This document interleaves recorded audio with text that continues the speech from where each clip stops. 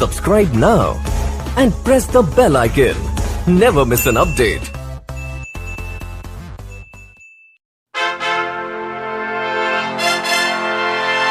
जीतना नहीं है लक्ष्य हमारा, जीतना नहीं है लक्ष्य हमारा, विकास कार्य को चरम सीमा तक पहुंचाना है। शिक्षा संपूर्ण हो, नौवा बाखर क्षेत्र संख्या 14 हमारा, यह लक्ष्य पूरा कर दिखलाना है। 1999 से आप लोगों के सामने राजनीति में हूँ। आप मेरे व्यवहार और आचरण से परिचित हैं, शायद किसी से पूछने की आवश्यकता नहीं है। नौवा बाखर पंचायत के इस माटी में पैदा होकर पला और बढ़ा हूँ। मन में सेवा की भावना वर्षों से प्रबल रही है। एक बेटा और एक भाई के नाते मुझे भी एक मौका अवश्य देने की कृपा करें। अगर मुझे यह सौभाग्य मिला तो मेरी प्राथमिकताएं इस प्रकार होगी। शिक्षा मेरी पहली प्राथमिकता होगी। विद्यालय में पढ़ने वाले बच्चों को गुणवत्तापूर्ण की शिक्षा की व्यवस्था, कमीशन खोरी और भ्रष्टाचार मुक्त क्षेत्र पंचायत हो। विद्यालय में मची लूट का खात्मा, 30 मीटर पर स्ट्रीट लाइट का प्रबंधन करना, अनुसूचित जाति, अति पिछड़ा वर्ग एवं पिछड़ा वर्ग को सरकारी योजनाओं का समुचित लाभ मुहैया करवाना, बेसहारों को प्रधानमंत्री आवास योजना का लाभ दिलवाना। जी हाँ, मैं व्यक्तिगत रूप से किसी भी सरकारी ठेके पट्टे में शामिल नहीं रहूंगा। जनता के साथ कभी भेदभाव अपने दिल दिमाग में नहीं दूंगा। वृद्धा पेंशन उसे दिलवाना जो इसके हकदार है। जी हाँ, नौवा बाखर क्षेत्र संख्या 14 के देवमयी जनता से अपील करता हूँ कि इस बार जात पात की राजनीति से ऊपर उठकर एक ऐसे व्यक्तियों को मुखिया बनाए जो सुयोग्य, कर्मठ, ईमानदार, दर्दमंद, संघर्षशील, हर दिल अजीज एवं लोकप्रिय उम्मीदवार भाई संजय कामत।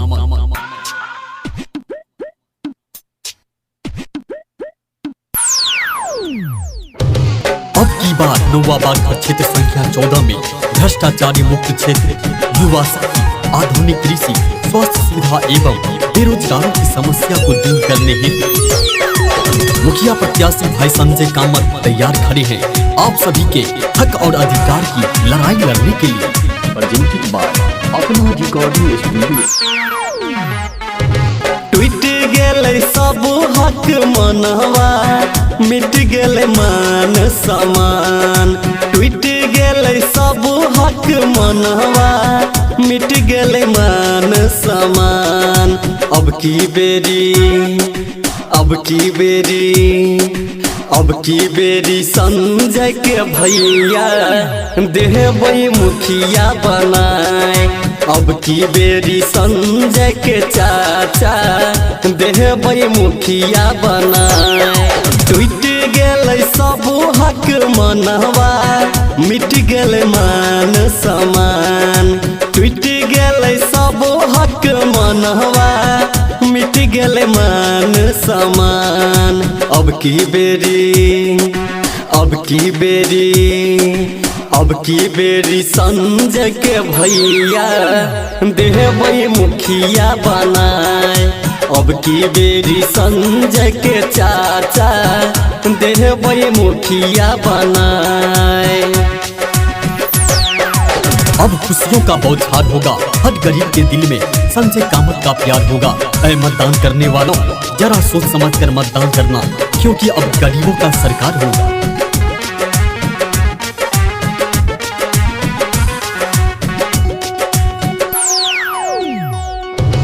छात्र नौजवान के भैया मिलते रोजी रोजगार।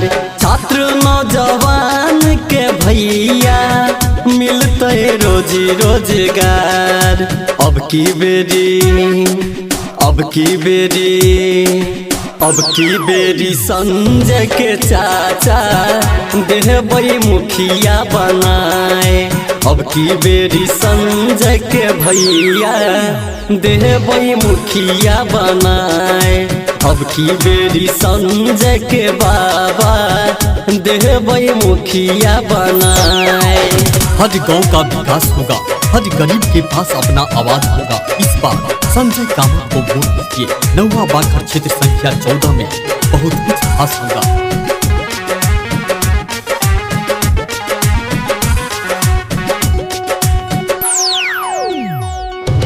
कोठा के घर सब हक बनते, मिलते इंदिरा आवास।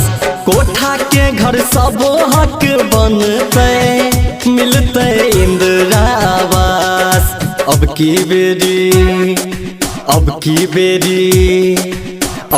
बेरी संजय के भैया देवई मुखिया बनाए।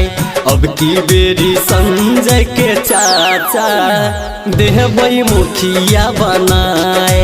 अब की बेरी संजय के बाबा देवई मुखिया बनाए। अब की बार नौवा बाघर क्षेत्र संख्या 14 में भ्रष्टाचारी मुक्त क्षेत्र, युवा शक्ति, आधुनिक कृषि, स्वास्थ्य सुविधा एवं बेरोजगारों की समस्या को दूर करने हेतु मुखिया प्रत्याशी भाई संजय कामत तैयार खड़े हैं आप सभी के हक और अधिकार की लड़ाई लड़ने के लिए। वादा हम करे छियौ भैया चौमुखी है तै विकास। वादा हम करे छियौ भैया चौमुखी है तै विकास। अब की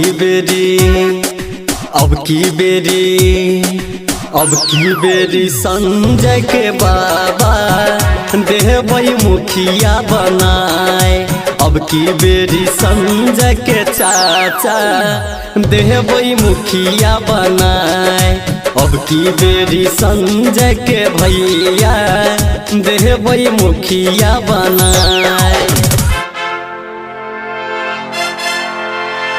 जीतना नहीं है लक्ष्य हमारा, जीतना नहीं है लक्ष्य हमारा, विकास कार्य को चरम सीमा तक पहुंचाना है। शिक्षा संपूर्ण हो नौवा बाघर क्षेत्र संख्या 14 हमारा, यह लक्ष्य पूरा कर दिखलाना है। 1999 से आप लोगों के सामने राजनीति में हूँ। आप मेरे व्यवहार और आचरण से परिचित हैं, शायद किसी से पूछने की आवश्यकता नहीं है। नौवा बाघर पंचायत के इस माटी में पैदा होकर पला और बढ़ा हूँ। मन में सेवा की भावना वर्षों से प्रबल रही है। एक बेटा और एक भाई के नाते मुझे भी एक मौका अवश्य देने की कृपा करें। अगर मुझे यह सौभाग्य मिला तो मेरी प्राथमिकताएं इस प्रकार होगी। शिक्षा मेरी पहली प्राथमिकता होगी। विद्यालय में पढ़ने वाले बच्चों को गुणवत्तापूर्ण की शिक्षा की व्यवस्था, कमीशन खोरी और भ्रष्टाचार मुक्त क्षेत्र पंचायत हो। विद्यालय में मची लूट का खात्मा, 30 मीटर पर स्ट्रीट लाइट का प्रबंधन करना, अनुसूचित जाति, अति पिछड़ा वर्ग एवं पिछड़ा वर्ग को सरकारी योजनाओं का समुचित लाभ मुहैया करवाना, बेसहारों को प्रधानमंत्री आवास योजना का लाभ दिलवाना। जी हाँ, मैं व्यक्तिगत रूप से किसी भी सरकारी ठेके पट्टे में शामिल नहीं रहूंगा। जनता के साथ कभी भेदभाव अपने दिल दिमाग में नहीं दूंगा। वृद्धा पेंशन उसे दिलवाना जो इसके हकदार है। जी हाँ, नौवा बाघर क्षेत्र संख्या 14 के देवमयी जनता से अपील करता हूँ कि इस बार जात पात की राजनीति से ऊपर उठकर एक ऐसे व्यक्तियों को मुखिया बनाए जो सुयोग्य, कर्मठ, ईमानदार, दर्दमंद, संघर्षशील, हर दिल अजीज एवं लोकप्रिय उम्मीदवार भाई संजय कामत।